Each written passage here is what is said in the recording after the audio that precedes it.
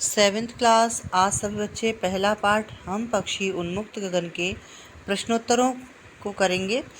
प्रश्न पहला है कि हर तरह की सुख सुविधाएं पाकर भी पक्षी पिंजरे में बंद क्यों नहीं रहना चाहते।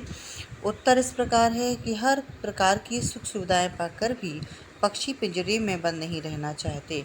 हर व्यक्ति आज़ाद होना चाहता है, तो पक्षी भी आज़ाद होना चाहते हैं, वो भी बंद नहीं रहना चाहते, क्योंकि उन्हें वहाँ उड़ने की आज़ादी नहीं है। वे तो खुले आसमान में ऊंची उड़ान भरना चाहते हैं, नदी झरनों का बहता जल पीना चाहते हैं, कड़वी निबोड़ी नीम का जो फल होता है कड़वा, उसको खाना चाहते हैं, और पेड़ की ऊंची डाली पर झूलना, कूदना, फुदकना और अपनी पसंद के अनुसार अलग अलग ऋतुओं में फलों के दाने चुगना यानी कि खाना चाहते हैं, और क्षितिज मिलन करना ही पसंद करते हैं। यही कारण है कि हर तरह की सुख सुविधाएं पाकर भी पक्षी पिंजरे में बंद नहीं रहना चाहते। उन्हें कितना भी अच्छा भोजन दिया जाए, लेकिन अगर उन्हें खुला वातावरण ना हो तो वह पक्षी पिंजरे में बीमार हो जाते हैं, और हमें भी उन पक्षियों को बंद करने की जो है ज़रूरत नहीं है। पक्षियों को आज़ाद रहना चाहिए। प्रश्न दूसरा है कि हम पक्षी उन्मुक्त जो है रहकर अपनी कौन कौन सी इच्छाएं पूरी करना चाहते हैं। उत्तर है कि पक्षी उन्मुक्त रहकर अपनी इन इच्छाओं को पूरा करना चाहते हैं। नंबर 1, वे खुले आसमान में उड़ना चाहते हैं। नंबर 2, वे अपनी गति से उड़ान भरना चाहते हैं। नंबर 3, नदी झरनों का बहता जल पीना चाहते हैं। नंबर 4, नीम के पेड़ की कड़वी निबोड़ी खाना चाहते हैं। नंबर 5, पेड़ की सब ऊंची फुगनी पर झूलना चाहते हैं। नंबर 6, वे आसमान में ऊंची उड़ान भरकर अनार के दाने रूपी तारों को चुगना चाहते हैं, क्षितिज मिलन करना चाहते हैं। तो यहाँ पर प्रश्न नंबर तीसरा है, भाव स्पष्ट कीजिए। या तो क्षितिज मिलन बन जाता या तंती सांसों की डोरी। कितनी सुंदर लाइन है। इस पंक्ति में कवि पक्षी के माध्यम से कहना चाहता है कि यदि मैं स्वतंत्र होता तो उस असीम क्षितिज से मेरी होड़ हो जाती। मैं इन छोटे छोटे पंखों से उड़कर या तो उस क्षितिज में जाकर मिल जाता, या फिर मेरा जो है प्राणांत हो जाता, यानी कि मैं मर जाता। यानी कि वो जो है पक्षी आज़ाद रहना चाहता है, चाहे उसकी मृत्यु हुई क्यों ना हो जाए। यहाँ पर देखेंगे कविता से आगे जो आपके प्रश्न है, इसमें कई लोग जो है पक्षी पालते हैं। पक्षियों को पालना उचित है अथवा नहीं, अपने विचार लिखें। आप ये बताइए कि अगर आपको कोई बंधन में रखे तो क्या आपको अच्छा लगेगा? नहीं लगेगा। आप भी आज़ाद रहना चाहते हो, आप बंधन में नहीं रहना चाहते। आपके पेरेंट्स भी आपको बार बार रोकेंगे टोकेंगे तो आपको बुरा लगता है, लेकिन वो तो आपकी सुरक्षा के लिए ऐसा करते हैं। लेकिन अगर हम पक्षियों को बांधते हैं, उनको अंदर बंद करके रखते हैं, बंधन में रखते हैं, तो उन पक्षियों का जीवन जो है कम हो जाता है और वो पक्षी बीमार हो जाते हैं। और वो यहाँ तक कि कई पक्षी तो पिंजरों में बंद पड़े पड़े मर जाते हैं। वो भोजन करना छोड़ देते हैं, पानी पीना छोड़ देते हैं। तो यहाँ पर है कि हमारे दृष्टिकोण से पक्षियों को पालना उचित नहीं है। इससे हम उनकी आज़ादी पर रोक लगा देते हैं, उनकी इच्छाओं, सपनों और अरमानों पर पाबंदी लग जाती है। अतः पक्षियों को पालना सही नहीं है। उन्हें प्रकृति में स्वच्छंद विचरण करके जो है करने देना चाहिए, उन्हें वही प्रसन्नता मिलती है। हमारे एक पड़ोसी ने तोता पाला था।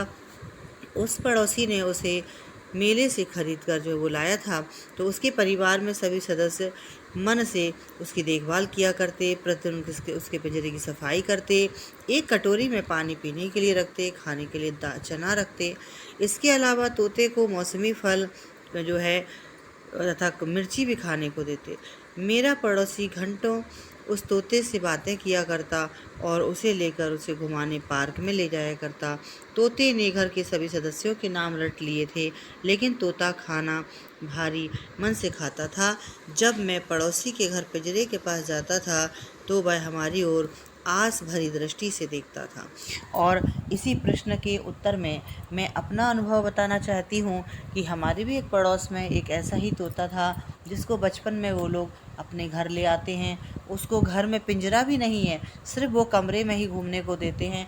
तो वो घर में पहले तो वो थोड़ा छोटा था तो उड़ता भी था थोड़ा सा, फिर धीरे धीरे उसने उड़ना छोड़ दिया, वो उड़ना भूल गया और वो जो है ज़मीन में रेंग कर चल कर एक जगह से दूसरी जगह जाने लगा।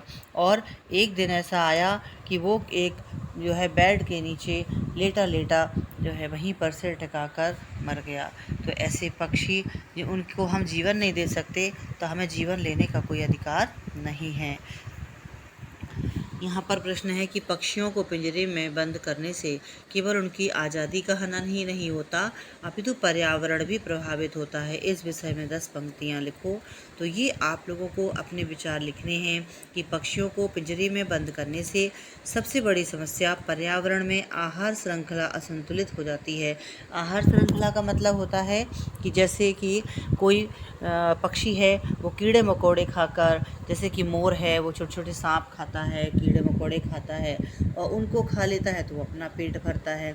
जो कीड़े हमारे पर्यावरण को हानि पहुंचाते हैं, पक्षी उनको बीन बीन कर खा लेते हैं। और इसलिए इस कारण पर्यावरण जो है अब अगर पक्षी नहीं होंगे तो पर्यावरण असंतुलित हो जाएगा। पक्षी जब फलों का सेवन करते हैं तब इनके बीजों को नीचे गिरा देते हैं, कभी कभी अपनी चोंच में भी दबा के ले जाते हैं। तो आपने देखा होगा कि कई दूर दूर जगह पर बहुत ही अच्छे अच्छे पौधे उगाते हैं। अब लोग सोचते हैं कि इतनी दूर इतनी वीरान जगह में यहाँ पर किसने पौधा लगाया, किसने ये पेड़ लगाया। कुछ पेड़ तो हमारी प्रकृति में पक्षी ही बीज बोने का कार्य करते हैं। कुछ पक्षी हमारी फैलाई गंदगी को भी खाते हैं, जिससे पर्यावरण साफ होता है।